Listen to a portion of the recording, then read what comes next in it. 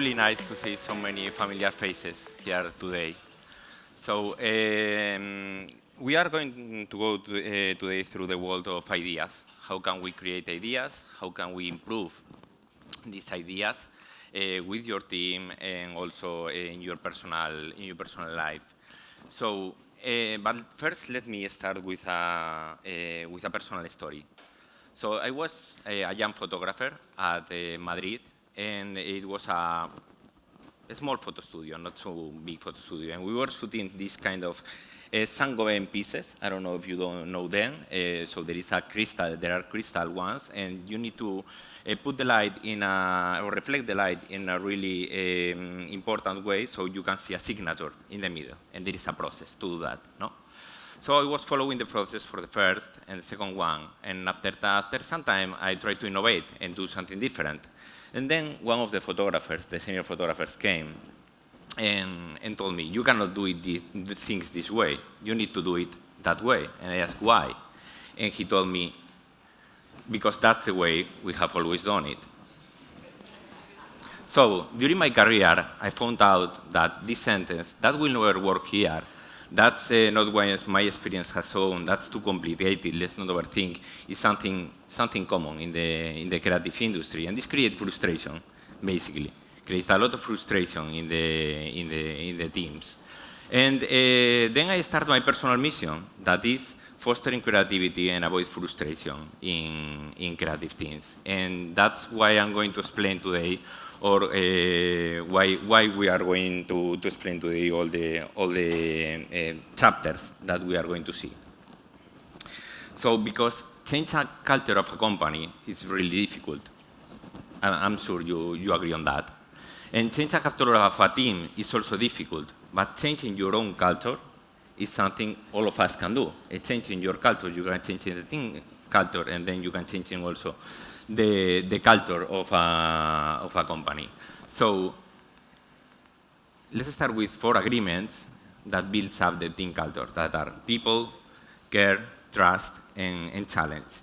And I will go through these agreements. I will not mention them, but I will go through them during the presentation. So the first agreement. So when I started Mango, like 1 year and 6 months ago, like almost 1 year and a half, I would say. I thought I was really like an expert on photography and an expert on photo studios, but I was not an expert on Mango. And I had my own mental model. I have my own idea how to do things and how things should be done. But suddenly I realized that all the things that I was trying was not working. And I was wondering why this is happening, no? And I came to the conclusion that you need to understand your team. You need to get your team right to have these ideas. You need to first review the mental models, then listening, and then identify the limitations that the team has. I don't know if you know what a mental model is, more or less? Someone knows? Well, a mental model is a sentence that the team is repeating constantly and is affecting the performance of this team in a negative or in a positive way. For example, at Mango, as soon as I start, I don't know if you've never been there, there is a road in the middle separating these 2 buildings, no? And everybody was talking about this road, and this road was separating too much the 2 buildings. And the mental model was, well, this road is separating way too much. And what we are talking about, basically, is about communication. It's not about a road. It's about how can we improve the communication within teams. So talking with all the teams, listening to the teams, we decide to put some tables, extra tables, on different teams, so people from my studio can go directly to communication studio, can go directly to other departments, and spend some time over there, even days over there, so they can understand better what we are talking about when we are talking about, for example, strategy, or when we are talking about design. So, and this is the first part. You need to review what the team is saying. But for that, and I know that there are a lot of experts on mapping here, and there are a lot of experts on seeing what other people is doing and trying to improve that. And that's really important. But what is essential for me is listening what your team is saying. And only listening and being in the shop floor, you identify these limitations of the team. Because usually, sorry, now it's better. Sorry, based on my experience, especially with young minds, it's not that they don't want to do things, it's that they don't understand. They don't have a purpose. They don't have this experience about how to foster creativity, how to create things, but they have inside all the ideas, and you just need to take these ideas out of them. So you just need to get the thing right. So and this is the first idea, put people first. And we were talking before about also this in the chat before about this sentence of putting the team first. And for me, it's essential. That's the first point, that you need to put the team first. So secondly, now you have your ideas, and you want to improve these ideas. So what can you do to improve ideas? There is one important thinking that is ego mind. So ego mind is the mind that goes along. And it's the mind that is trying to have conflict with other minds. And it's the mind that only think that their way is the right way. Against this mind is the collaborative thinking. And I'm going to give you an example about collaborative thinking. I don't know if you never play Lego, this kind of small pieces of Lego. When I was young, I was really fan of it. Imagine that I'm building up something, and suddenly, I don't know, Brian came and put one new piece, or Alejandro came and put another new piece, no? And suddenly, all of a sudden, you have something different, something new. And this is collaborative thinking, and this is the opposite as ego thinking. At Mango, when we hear about ego, what we hear is that we have endless gaming options. Means that it's time to play. It's time to think this idea and think how can we improve this idea? And how can we make this idea better? We never say, oh, that's a bad idea. We always think ourselves, how can we make this idea better? How can we improve this idea? And if not, what we do usually is take silence. Because again, if you say, that's a bad idea, this is creating frustration on the teams. And frustration on creative teams is something that is really difficult to overcome. So we have one concept that I think someone will talk later on about this, that is about prototyping. For us, each idea is a prototype. Each idea is a half-baked idea. And this is a concept that we have at Mango. And this is allowing me as manager to be in the creative process. And to be in the creative process means that I don't need to give thumbs up or thumbs down at the end of a presentation, because I knew the process and I was working with the team on that. And with that, you can change the mindset of the team from me to we perspective. And I will encourage you, all of you, and I think it's really important, that all of you work on the beliefs of the team. What are the beliefs of your team? And at Mango, we have these beliefs. Basically, we believe togetherness is the best way to achieve our goals. Means we work at the same time all together. We think diverse, we were talking about diversity, is the best way in listening all the voices. Sometimes you have in the room people that is not speaking. And most part of the times, these are the ones that has more to say. And you need to encourage these people to talk, because if not, you are losing a lot of ideas. You are losing the core of the team. You are losing the value of the team. We give a receive-handed feedback. We will speak later on about this one. And we play as one, means we have a lot of divide.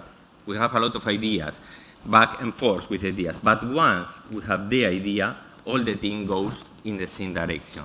And this is what makes, at least for me, the team so special, that we don't think as individuals, we think as collective. So now you have your ideas, and you improve these ideas. And it's time to implement these ideas. I guess it's the next step for all the people that has this kind of process. The next step is implement. What happens when you're trying to implement one idea in the team? That people really has a lot of fear to failure. And that's normal, because it's in our minds since we are childs. We are all the time trying not to fail, not to make deception, not to disappoint to the others. How we overcome this at Mango? We overcome this with trust. So basically, you hire your team because they are the best doing what they are doing. You don't hire your team to tell you do this, you do this, you do that. You hire the team because they are experts, and we respect these people. We respect the expertise. We respect the people that are working with us. Secondly, at least in the team, and this I'm talking about Photostudio, basically about this point, we measure success based on learning. So for us, profit, and that is really important for the company and for us also, or the number of outfits that we are doing per day, or these kind of measures are basically just a consequence of the success of the team, of the learning of the team. If the team is learning, then we are happy with the success that we are having. And finally, we receive and give candidates and honest feedback.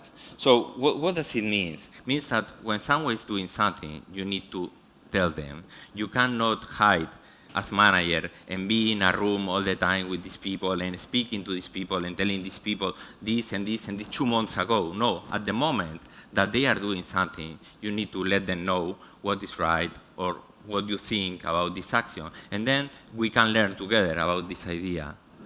And finally, you as manager need to create some environments to express yourself.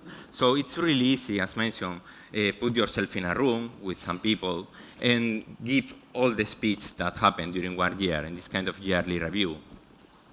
But what is working, what is really working, is go directly to the set, to the stylist room, to the stockroom room, and talk with them, because it's their environment. It's not your environment. You are not in a neutral environment. You are not in your environment. You are in their environment. They feel comfortable. They feel comfy to talk with you and to talk all the ideas that they need to deliver and all the ideas that they need to talk about.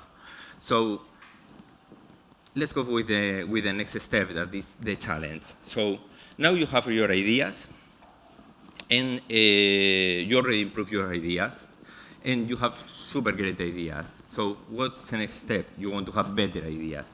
You want to challenge the team to have more ideas. And this goes directly with the first slide that I saw, that's the way we have always done it. The main goal of the team is rethink the things that we have done. And for that, at Mango, we use the creative, the rethinking circle of Adam Grant. I strongly recommend this book of Adam Grant, in which there are 4 steps. And these 4 steps are essential for the way that we are working at Mango, that we are humble, we always doubt things, we have curiosity, and we are in a trip of discovery, a constant trip of discovery. So what does it mean being humble for us?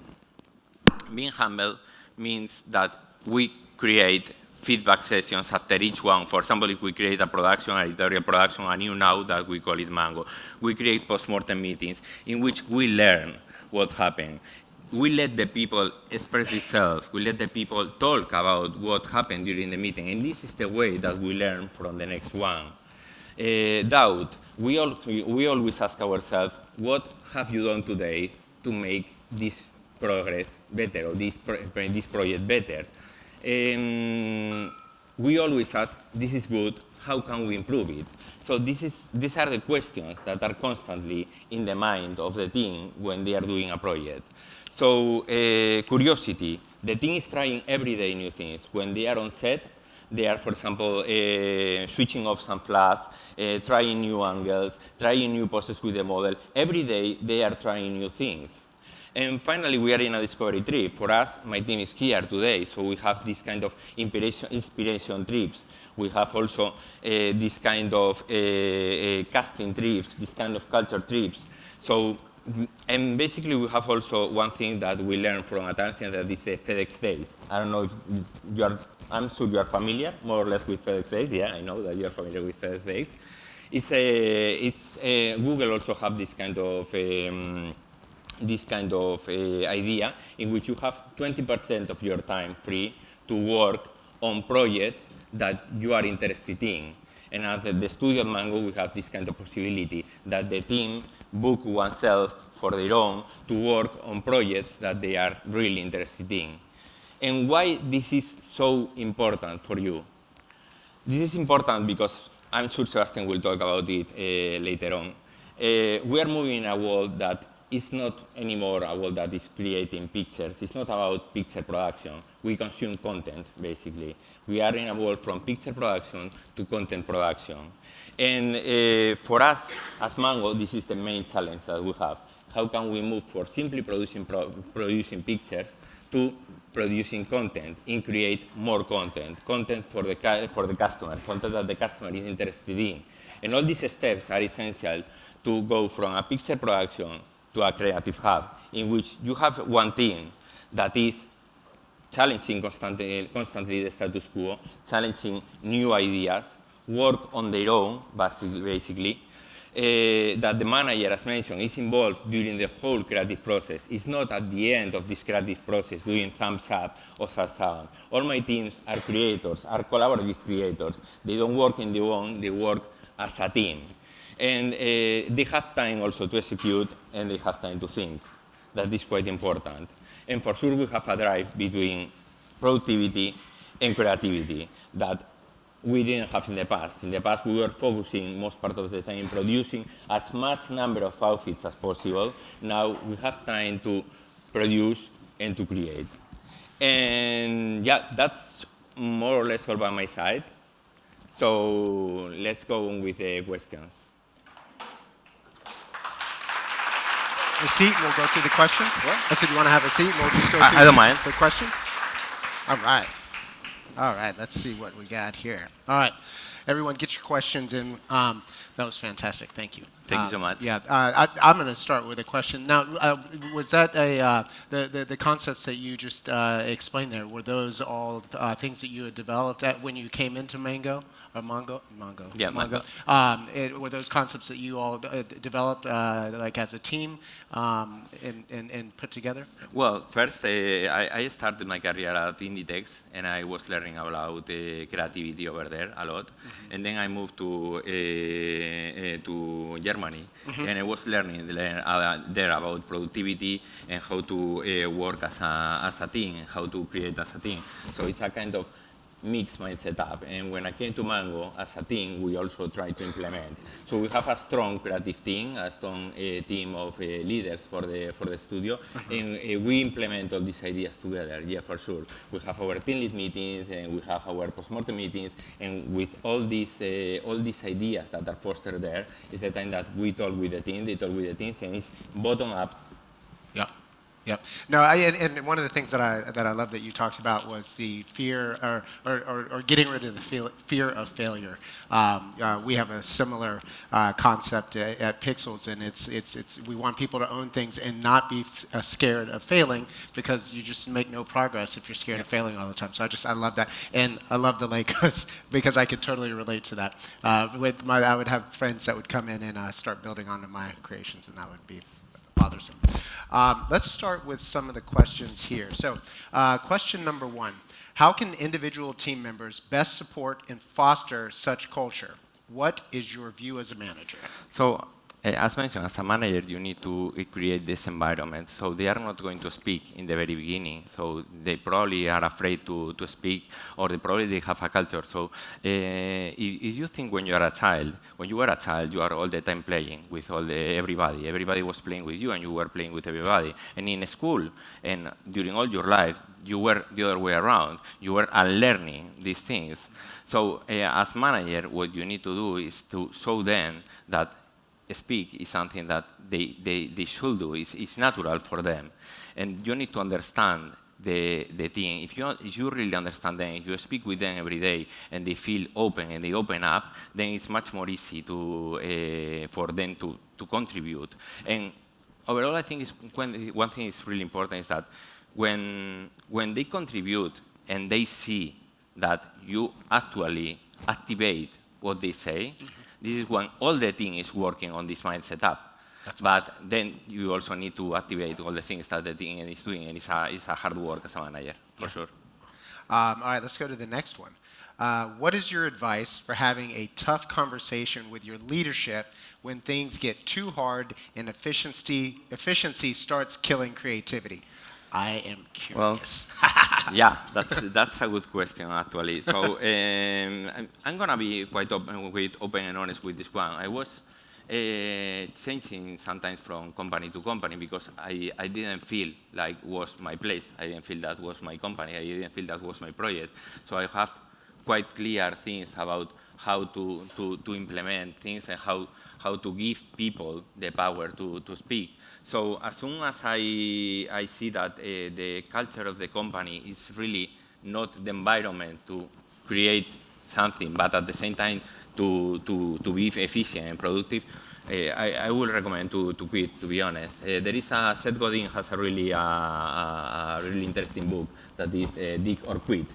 And he's also saying that as soon as you quit one work that is not working, you have much more opportunities to work in other things that really are working.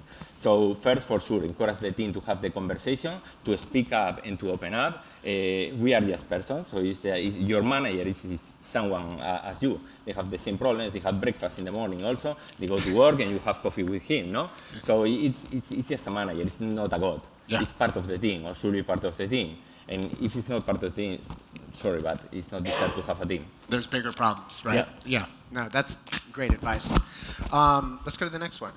Have you found that some people are just not suited for the change and challenge mindset? And would you still have a role for that kind of people? Sure, you need to have a role for everybody in your team. So, but you have in the team like key players and top players, no? Also, and you need to identify these people and you take care of these people.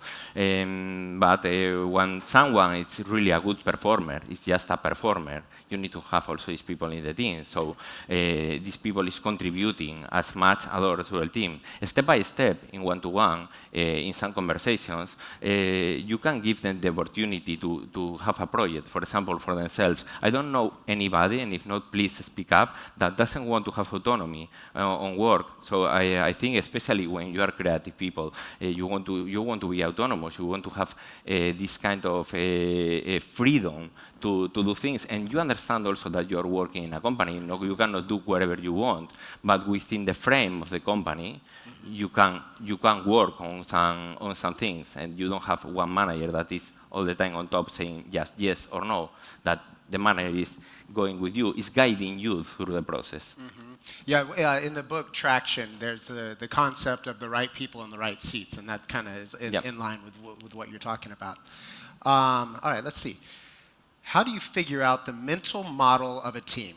Rather active with meetings and workshops, or passive with investigations? So you need to listen to their team. So sometimes I just go to the set and spend some time there, and spend sometimes listening what they are saying, or in a lunch conversation, I'm just sitting with them and they are speaking. For me, we are really subestimating the power of listening to the people. Yep. And actually, there are some sentences that your team is repeating constantly, and they are like red lights for you.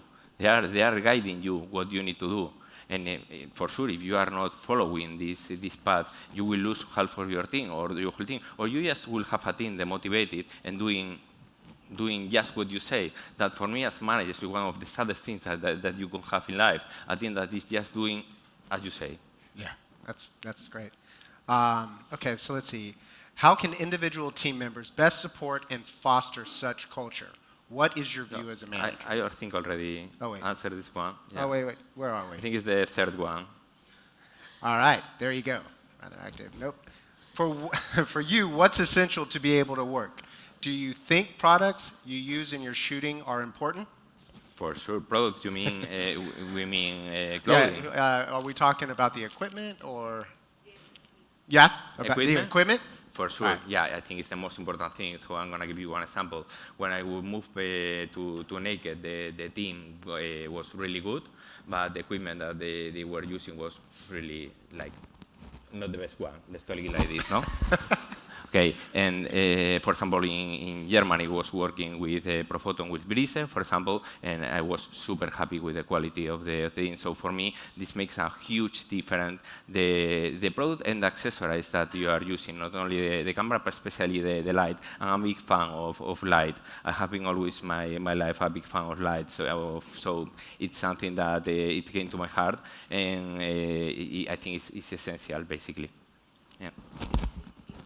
Yeah, it makes it easier and it makes a big part of the process. So you can see directly the e-commerce that are not using some companies. In this case, I'm a big fan of Profoto, so sorry to say that. I was going to say, what is your shirt saying? Profoto. And yeah, I mean, you see a big difference between one lighting and other lightings. Oh, absolutely. Yeah. I mean, it's as simple as recycle times. You know, that can even affect the total output in a day. Yeah. And then obviously the quality of light. So why do you think most of the people don't feel value as individual in big companies? That's a good question, and I'm gonna answer be really honest because of their managers. So we tend to promote technical people to some positions, and technical people are really good at what they are doing, but some of them are not the best managers. And to be a manager, you really need to really need to learn how to be a manager. You really need to read a lot. You really need to be there for your team. And all the things that you are doing basically are for your team. So I will say so. Yeah.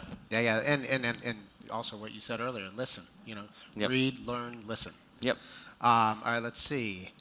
How do you measure the impact on productivity of the change and challenge culture? Keeps moving on me. How do you measure the engagement of the team with the culture? So yeah, that's a good question. I don't have a KPI for that. Yeah, but I know that when the team is stopping to do things on set, do new things on set. So I review every day or have a look every day to what we were producing during the day, and for these pictures and for this styling, you know if the team this day was motivated or was not motivated. So I think that the work actually that they are doing is a really good sign of, and also because they stop speaking to you basically. So That's an interesting KPI. So yeah, I mean, if the thing is not speaking to you, you are lost basically. So it's listening and then speaking. So yeah. That's great. Okay, let's see. Do you have a senior creative team in-house? What kind of companies help you out with the ideas? Thank you. Well, we have a senior creative team. Yeah, we do. Yeah, not only in the photo studio, but also in the company at Mango. And the second part of the question was? What kind of companies help you out with the ideas? Well, we are really looking into tech companies. Also, we had a lot of ideas from Netflix, for example, how Netflix is ruling up the things and American companies, because as a studio or in a photo studio, we will try also to implement some agile methodologies into the team. So basically, I think startups for me are one of the best things that we can learn from the studios from. Interesting. Very interesting. I like that. Okay, another question. Has implementing the Creative Hub approach had a positive impact on KPIs and shot targets? We are on our way to that. When I took the team, we were first in a moment to first increase productivity and put things in a kind of order. And now we are going into the Creative Hub. As you know, for Mango, and if you see the website, it's like this, quality is the most important thing. So for us, quality and this kind of artistic approach is something that we value very much. And what makes everything stand out, right? Yeah. Yeah. How big is your team? So we are 60 in the photo studio. Okay. Wow. What would you say are the top 3 skills you need to have to be a successful studio manager? Wow. Everyone's got their notebook out. Yeah, I mean, you need to have passion about that. First, you need to be passionate about that, and you need to be curious about what is having a thing, and you need to be curious about yourself also. So it's for me, leadership and management. It was a personal journey. Basically, I was not the same as when I started my management career. So I would say that you need to have for sure curiosity. You need to want to push and to improve yourself every day. And yeah, I mean, for sure you need to be efficient, and you need to be there for the team, basically. I would say. And passionate. Passionate about what? Passionate about leadership. Passionate about Passionate about creativity. passion and curiosity. So passionate about everything that you are doing every day. So I think I'm passionate about almost everything that I do. Yeah. So when I came to the team, the way in the morning, the way I give my good morning to the team is also with my heart. It's also with passion. It's also how you work with people. I'm passionate about photography. I'm passionate about lighting. I'm passionate about the styling, fashion. I put passion in all the things that I do in my life, because without that, you are just dead. Basically, passion is the sparkling of life. Yeah. Yeah. Wow. Okay. Next one. How do you ensure your team is capable of balancing innovation with productivity? Well, that's the point. So we were talking about the FedEx days. That's one point. So they have some time on their own to create the things that they will implement later on. That's one point. Another point is that during the day, they have some time within the day to really foster this kind of creativity. So as mentioned, so they are switching off some lights, for example, during the shooting, or they are just trying new outfits or new ways to do things, or in the retouch team, retouch, for example, is core to us. We outsource one part of the retouch, but all the part that it's new now and so on, we do it in house because we think it's core to business. So this is also a kind of challenge for us to manage one and the other. Yeah, and I think speaking of passion, if the people that you have on your team are passionate, I mean they're out there constantly honing their own skills and then bringing those skills into your workplace. Yep. And innovating through that. Innovating through their own creative exploration and bringing it in and showing new ways to be more productive, right? Sure, that's super important for us. Yeah.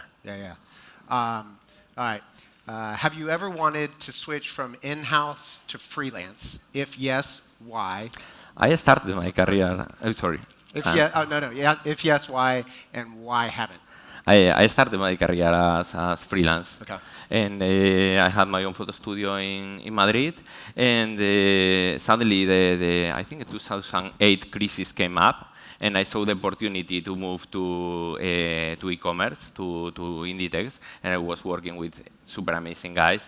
And since then, I started into leadership roles. And for me, it just not makes sense to do things alone anymore, or to do things on my own. Even if you are freelance, I know that you have a team, and you can collaborate always with the same people. But for me, it's really a personal satisfaction when I see people growing up, and when we see people that it's promoting in the company up, and when I see people with this philosophy that we have at Mango Studios. So I think it's just one of the things that I really like of my work as in a company. Yeah, it's interesting. I freelanced for a number of years in New York, and yes, you do have your teams, right? But at the same time, sometimes you're working with that team, and sometimes you're having different members come in, and so it's not a fully united team all of the time. So I mean, you're able to grow more, I guess, with your in-house team. Absolutely, yeah. Yeah. Let's see. Okay. Do you think that younger employees below 26 have different work ethics to older ones? And if yes, how do you deal with this difference? Yeah, for sure. They have it. Yeah, for sure. Yeah, they have it. Yeah, and that's good. that's perfectly good. I know a lot of people that it's like, oh, they don't want to work and things like that. So it's like, so sorry, maybe you didn't understand them. Maybe you didn't understand what they are trying to do. Maybe you didn't understand their values. Maybe, well, I'm 40, so I'm not so old. So, so I kind of see both sides of the same coin. So I had also a culture when I started really like hard work ethic, yeah. And after that, the other way around. No, I was like more relaxed about work, and I think what motivates us is to have this kind of purpose in life, no? Something that we really want to do. And I found out that most part of these young generations have this kind of purpose. So they want to do something. They want to do something better. They want to change the world. They want to, and this is something that my generation lost, to be honest. So, and I think that's quite important for a company to have both profiles. So to have senior profiles that have this kind of ethic, and to have also junior ones, and that both should work together. Even it's amazing when both work together in one project. Yeah. Really cool. Yeah. Yeah, and honestly, I don't even know that it has anything to do with age, really. I mean, No, I think work ethic is there's so many components to that, and age is just one, right? It's not True. it's not like that's the distinguishing factor. True, but I just understood the question like this kind of Yeah. topic that is right now within I know. millennials and so on, and all this kind of things that it's just, I mean, doesn't make sense. It's about people. Yeah. It's and about how people work, and purpose is the same for older than for younger. Yeah. Yeah, and I think what you said about passion, I mean, that's the most important thing for work ethic. At least for is, me. You know, it's if you're passionate about something, you're going to put in a lot more time, energy, and effort, right? Yeah, for sure. All right, so let's see. When hiring to your team, what are the key things you search for in the candidate? Well, You might get some resumes after this. well, we are happy to do that. I was working. I had the pleasure to work with some of these guys, so it's like if they want to come back, I will be very happy. So, so first, we try to have a mix, no, between the quality, so they are good at what they are doing, and on the other side, the attitude that they have, no, and that we make some kind of test. So it's not like kind of psychological test, but some kind of test in order to see if they have what they want to have. And what I mean with that is that if they are resilient to go ahead, even if things start difficult. That for me it's really important as manager. So if something goes bad, so if they are able to push and to say, okay, that didn't work as I expect, but I'm gonna work this way. So I think that's one of the most important things that I try to look for when I'm doing an interview. This kind of mindset up. But the technical part for us is super important also. I will say it's a 50-50. Right. One without the other does not make sense for me. Yeah, I mean, the technical part is kind of a given, right? And then the secondary part, Yeah. like of course we look for that, but it's like the secondary part is like, I like to phrase it as being able to smile on the tough days, Yeah. right? Because there's always going to be tough days no matter what job you have, and it's how you handle those tough Especially days now. and push through. Yeah, especially in our work, you will have a lot of tough days, to be honest. Yeah. If you work in a creative team, you always have the day when the model is not working, or when the hair and makeup is not working, or something is coming up, someone is coming up with one idea that you need to do from one moment to the other, no? Yeah. And it's, Yeah. sometimes And how not you easy. handle that and how you become a team player and all Yeah. that. Yeah, for sure. How do you test for test is the wrong word. How do you know if someone has that? Just in a brief interview, like how do you get to understand that that's in their core through the hiring process? So yeah, you basically prepare some exercise for them that are almost impossible to solve. So and then you see since the first time they are saying, okay, that's not for me, that's too difficult, or that they are creative and say, okay, I will try to do it this way, or I will try to do that way. Yeah. And then what you evaluate is not that there is right or wrong at the end. What you evaluate is what they are doing and the process that they were following, the mental process that they were following from the beginning, from the step 0 to the final conclusion that they came up with. Wow, that's great. All right, we have a couple more questions. Do we have time for them? Okay, just making sure, just making sure. Does Photostudio team always get notified when the image is finally online, ready to be added in shopping cart? Basically, when you post it onto the store, do you notify your Photostudio? No, not really. No, we have some. We analyze sales for sure every day, and the ranking of articles that they are selling much or less, and all these kind of things, and we are reviewing every day, every week, the pictures that we were shooting that week. But I think it's. I will think about this one, to be honest, and to see if I can implement that. I think it could be a great idea. Why not? Well, I mean, the photos team should just be shopping all the time on Mango anyway, right? So, I mean, they should just see it. Well, I would love if they will shop at Mango. I think they shop more in other brands, also the premium brands that Mango is, but they also buy Mango in Altermate. That is our sister in the group. All right, let's see. A leap in quality is palatable this year. Wait, hang on a second. What does that say? A leap in quality is palpable this years ago in the retail industry in terms of visual content at e-com and campaigns. What does Mango do to be in that path? So, yep. So I agree.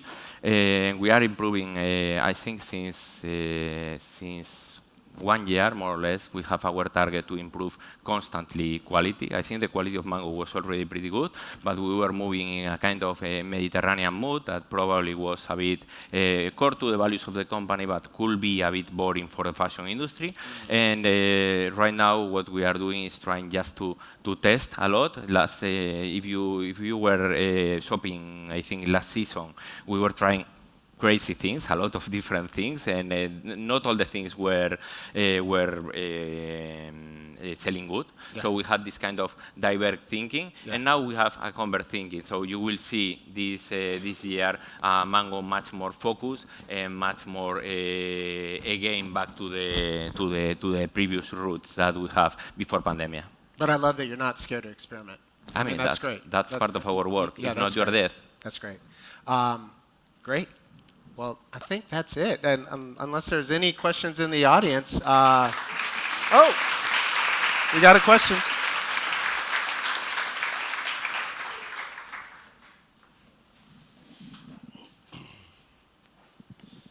Hi, thanks for the speech. It was amazing. Thank you. I wanted to ask, because the content in Sweat is super editorial, and the content, there's a lot of work behind, and I think a lot of investment. How this impacts on sale, like, is this investment worth it? Because I know that a lot of companies are doing this, but of course for smaller brands maybe is a big investment. Yeah. So how this impact then on sales?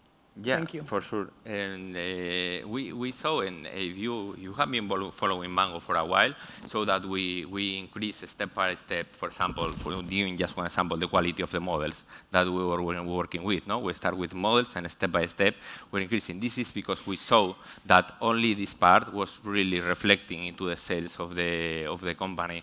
And for sure, you can do things with less, but you create a kind of halo culture around the brand that you need to keep. And once you are on that, you really need to go one step ahead each time, no? And yeah, so basically, yes, that's a bigger impact on, or a good impact on sales. You can live without that, but then you need to have really good, super good photographers, super good stylists in-house in order to make the balance between one and the other. So you can do it, but yeah. All right, well that's it. Thank you so much. Thank you. Everyone, please give Javier a big round of applause. Thank you so much. Thank you.